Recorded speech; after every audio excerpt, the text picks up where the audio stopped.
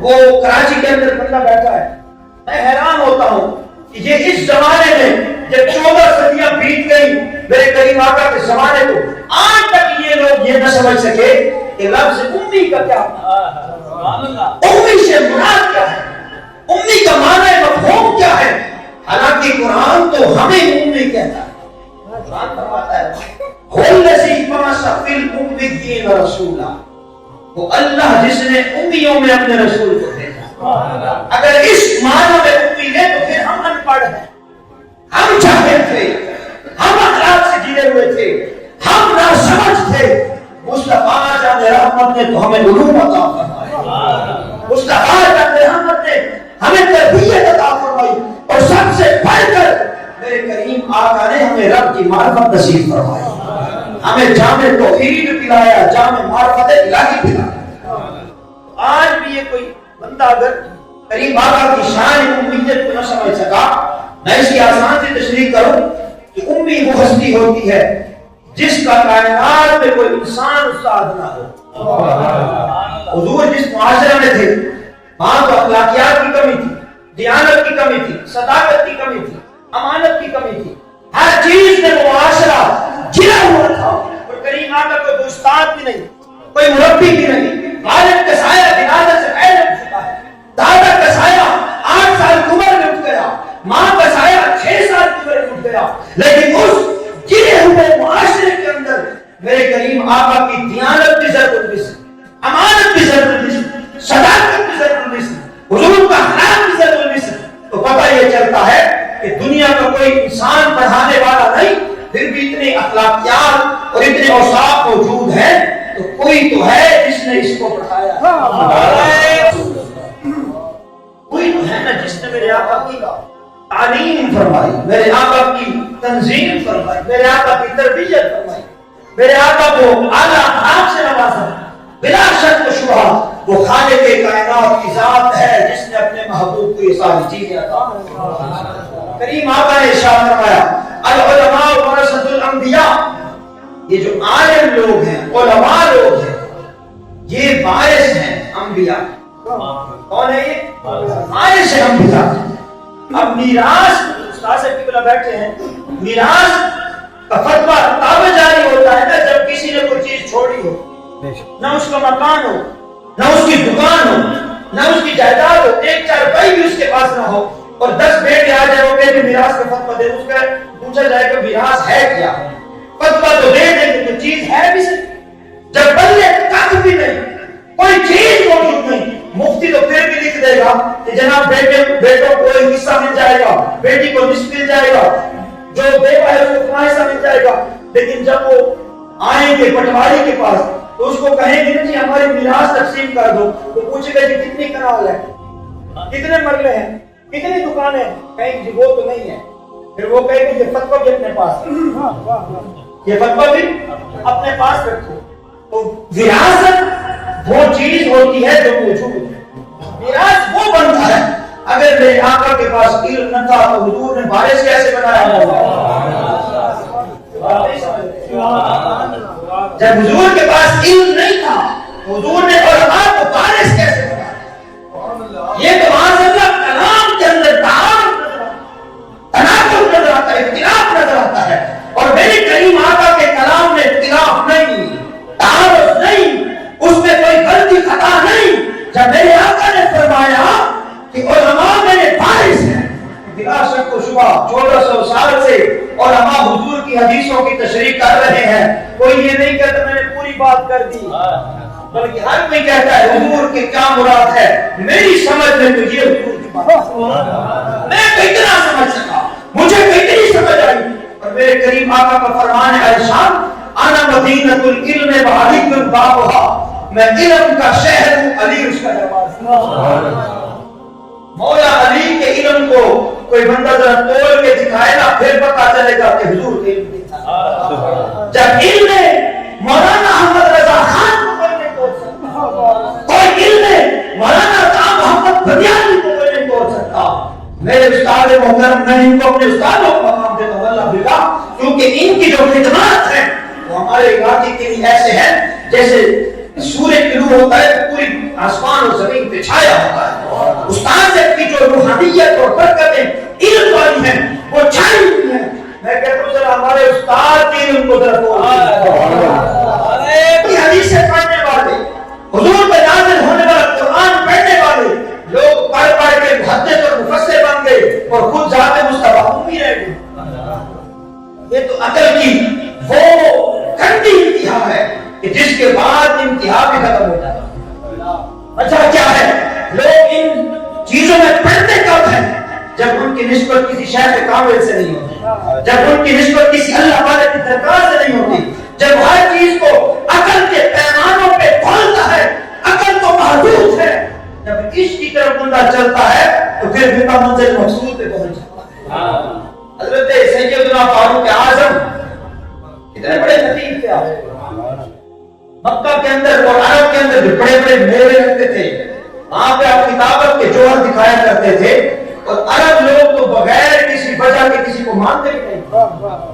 وہ کسی کی شخصیت سے متاثر تب ہوتے تھے جب اس کے اندر کچھ وصف ہوتا تھا, کچھ کمال ہوتا تھا. اور میرے کریم آقا کی شان علمیت کا انکار تو مشرکین مکہ نے بھی نہیں کیا. اتنا مقام نہیں. ابو جہل نے, عتبہ اور شیبہ اور ولید یہ بڑے بڑے میرے آقا کے دشمن تھے, علم مصطفیٰ کا کسی نے انکار نہیں کیا.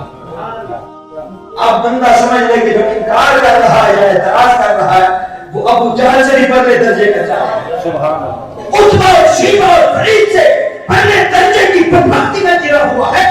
کیونکہ ان لوگوں نے بھی جب سورۃ الکوثر کا نزول ہوا اور قرآن پاک نے چیلنج کر دیا تو یہ بھی اپنے حجروں میں دبک کر بیٹھ گئے, کہنے لگے کہ یہ جو باتیں ہیں یہ ہماری عقل سے بڑا ہے, ہماری عقل اور فہم میں نہیں آتی.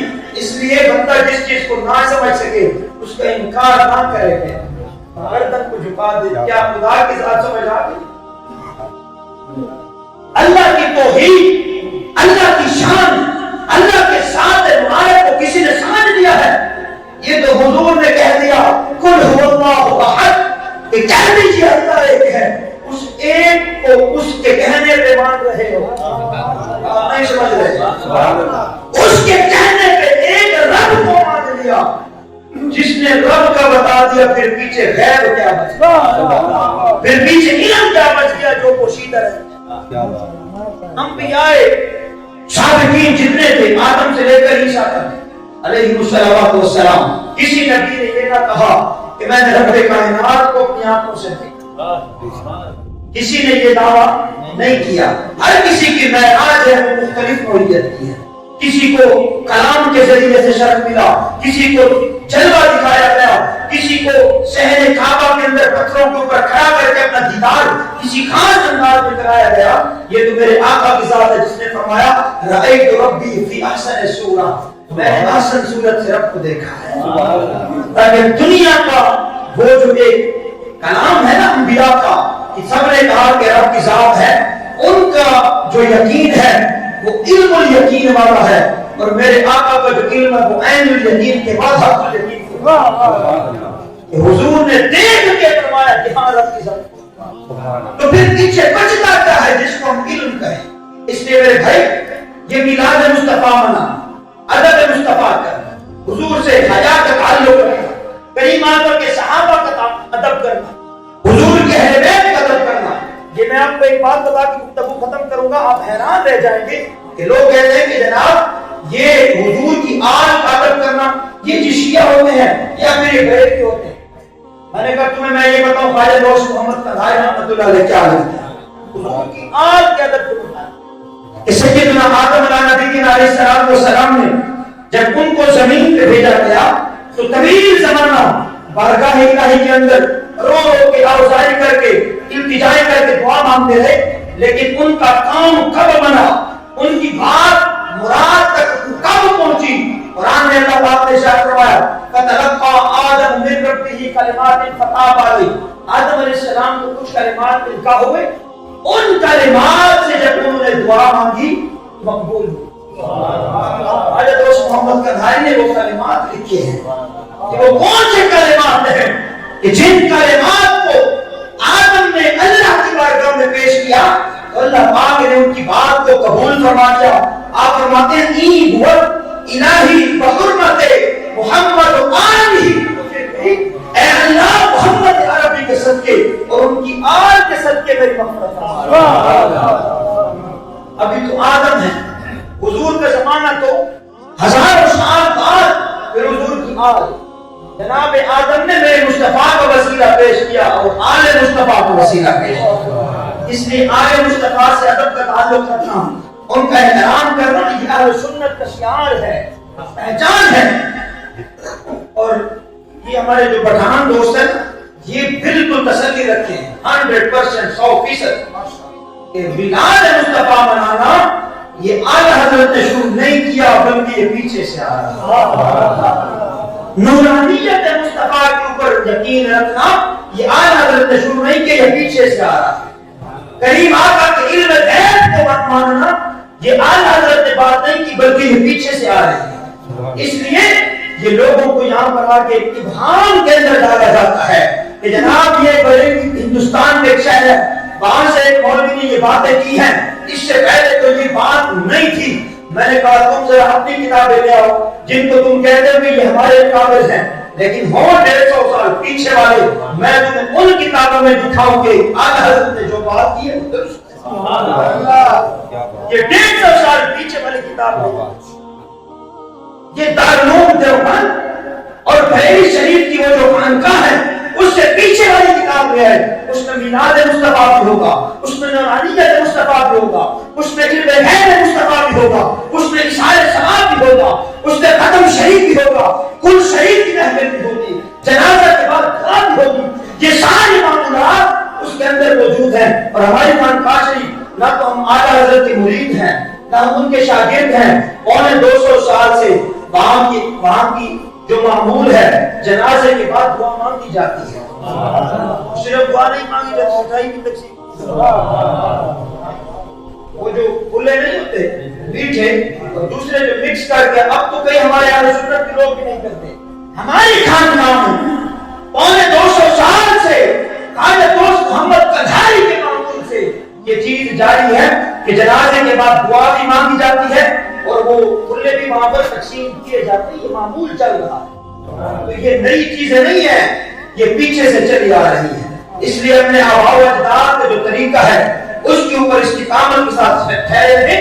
اور قبلہ استاد محترم آپ کا جو فیضان ہے مفتی پاک وقار الزمان کی شکل میں، یہ آپ کے لیے اللہ کا انعام ہے. ان کی قدر اپنے پٹھان بچوں کو جو ہمارے پٹھان دوست ہیں اس مدرسے کا حصہ بنائے تاکہ آپ کی اور ہماری نسلیں بھی محفوظ رہ جائیں اور آنے والی حضور کی امت کی جو نسلیں ہیں ان کا ایمان بھی سلامت رہے. اللہ رب العزت ہماری اور آپ کی حاضری اپنی بارگاہ میں قبول منظور فرمائے.